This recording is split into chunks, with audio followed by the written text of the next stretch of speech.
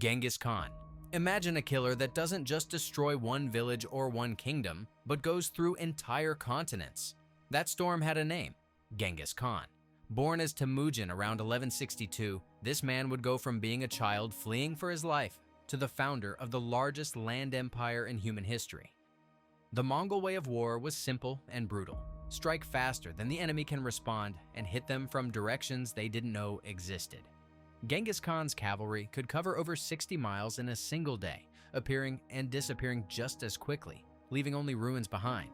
But the numbers tell the real story.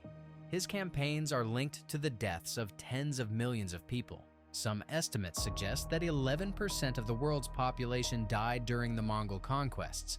When he died in 1227, his empire stretched from the Pacific Ocean to Eastern Europe. He didn't just win battles. He changed the genetic makeup of Asia, the flow of trade across continents, and the course of world history. Miyamoto Musashi. Now let's travel to feudal Japan, where a different kind of deadly was being perfected. Not mass conquest, but individual mastery so complete that defeat became impossible.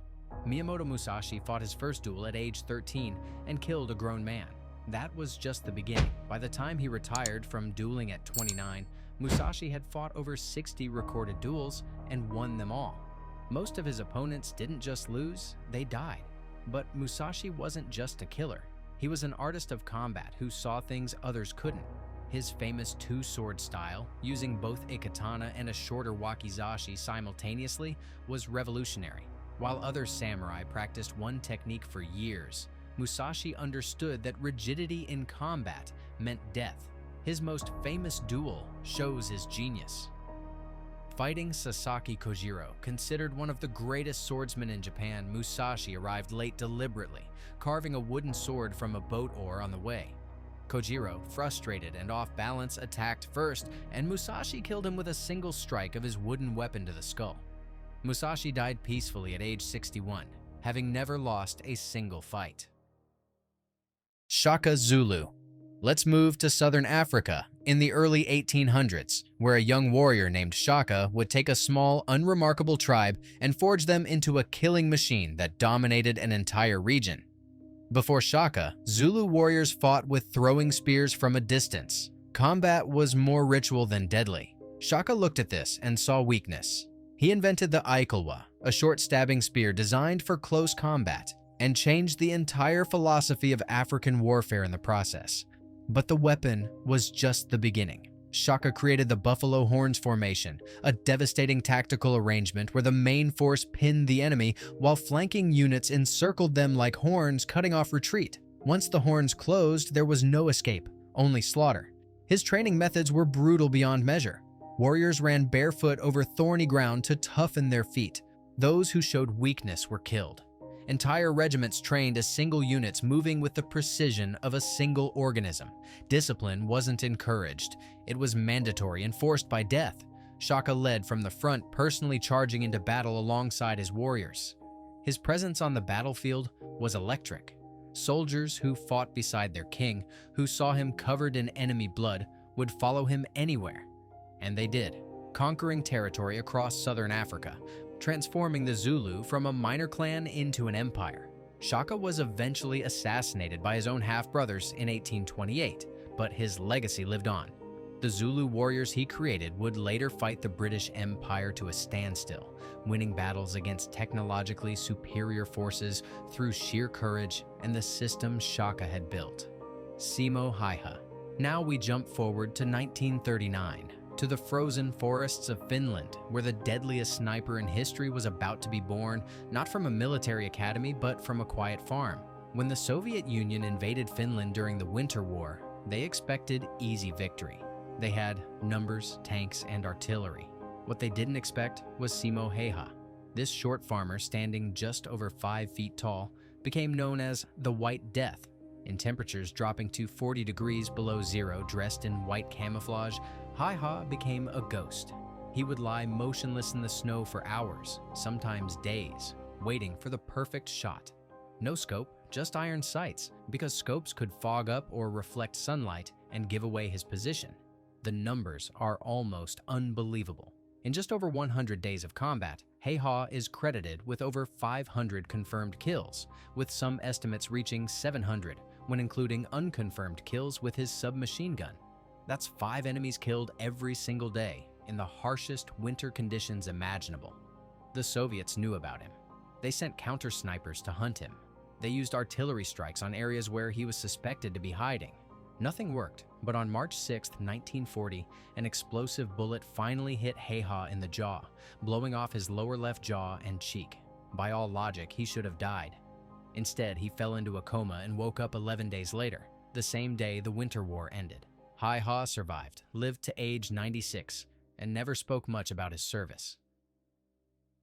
Alexander the Great.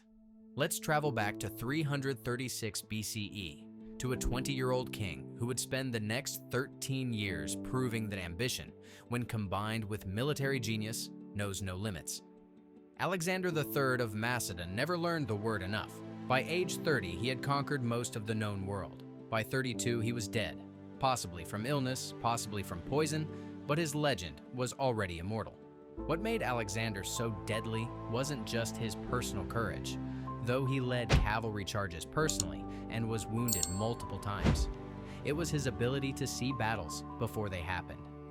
At Gaugamela, facing a Persian army that outnumbered him nearly 5-1, Alexander studied the terrain, identified where King Darius would be positioned, and created a gap in the enemy line through sheer tactical pressure, then charged through it directly at Darius himself. When the Persian king fled, his entire army collapsed. Alexander combined his father Philip's revolutionary phalanx formation with devastating cavalry tactics. The Macedonian phalanx was a wall of spears and shields, nearly impossible to break. While the phalanx pinned the enemy, Alexander's companion cavalry would smash into their flanks like a hammer, crushing them between two unstoppable forces. But Alexander was also ruthless when necessary. When the city of Thebes rebelled, he razed it to the ground and sold its population into slavery as a message to other Greek cities. When he couldn't conquer the island fortress of Tyre, he built a causeway to it, literally changing geography, then destroyed the city completely that survivors were crucified on the beaches. By the time he died at 32, Alexander had built an empire stretching from Greece to India, from Egypt to Central Asia.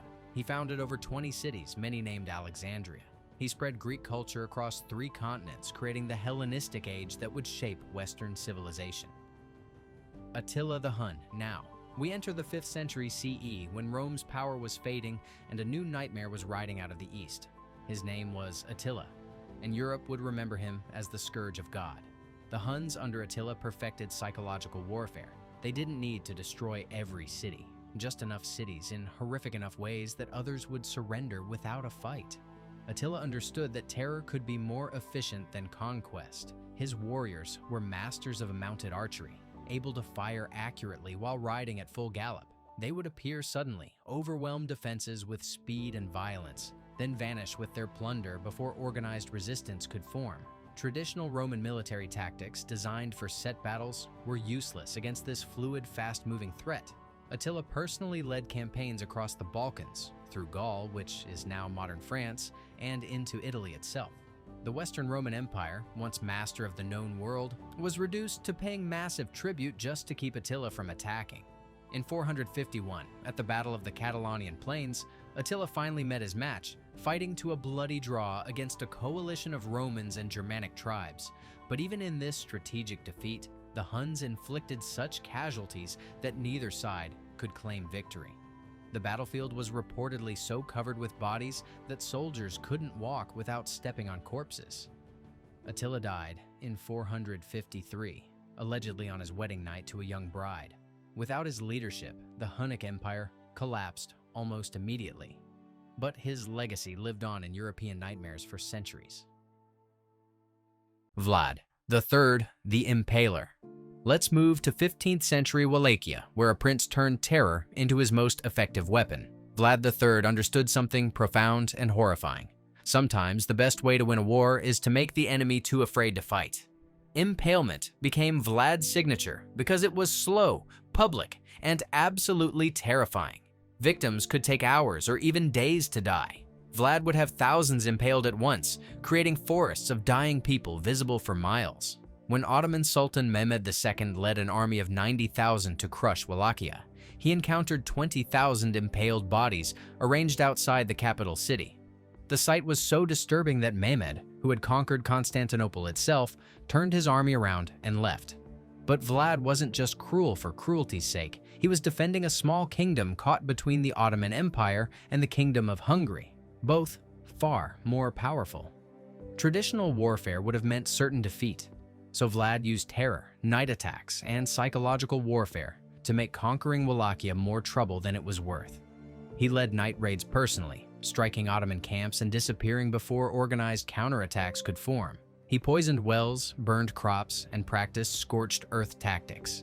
Any Ottoman soldier who survived an encounter with Vlad's forces carried stories back that grew with each telling. Vlad's own people viewed him differently. To them, he was a harsh but effective ruler who protected Wallachia's independence against impossible odds. He enforced brutal justice. Thieves and corrupt officials faced impalement too. But this created a strange order. Crime reportedly dropped to almost nothing during his reign. Vlad's methods were so extreme that centuries later, Bram Stoker would use his historical figure as inspiration for Dracula, transforming a medieval warlord into an immortal monster. Leonidas I, Sparta. Finally, we come to 480 BCE and the warrior whose death became more powerful than any victory, Leonidas I of Sparta. At Thermopylae, a narrow coastal pass in Greece, Leonidas and approximately 300 Spartan warriors, along with several thousand other Greek soldiers, faced the largest army the ancient world had ever seen.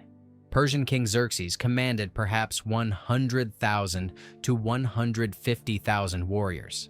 He expected to crush the Greeks in hours.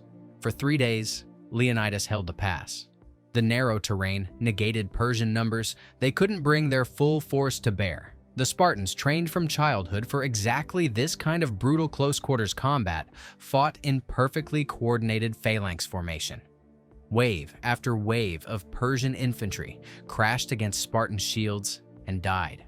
When a Greek traitor showed the Persians a mountain path around the pass, Leonidas sent most of the Greek forces away to safety. He and his 300 Spartans remained, along with several hundred Thespians and Thebans. They knew they were going to die, but they stayed anyway. When it was over, Leonidas and his men were dead, but they had bought precious time for Greece to organize its defense. The Persian advance had been delayed. Greek city-states had time to evacuate and prepare. And more importantly, the Greeks had proof that Persians could bleed. At Salamis and Plataea, inspired by the sacrifice at Thermopylae, Greek forces would defeat the Persian invasion completely. Leonidas didn't conquer an empire. He didn't rack up thousands of kills. He simply stood where he was needed, fought until he couldn't fight anymore, and in dying, won a victory that echoed for 2,500 years. Sometimes, the deadliest warrior isn't the one who kills the most. It's the one whose defiance inspires thousands of others to pick up weapons and continue the fight. The world has always had warriors, but only a few become forces of nature that history remembers forever. Which one was the most interesting? Let us know in the comments.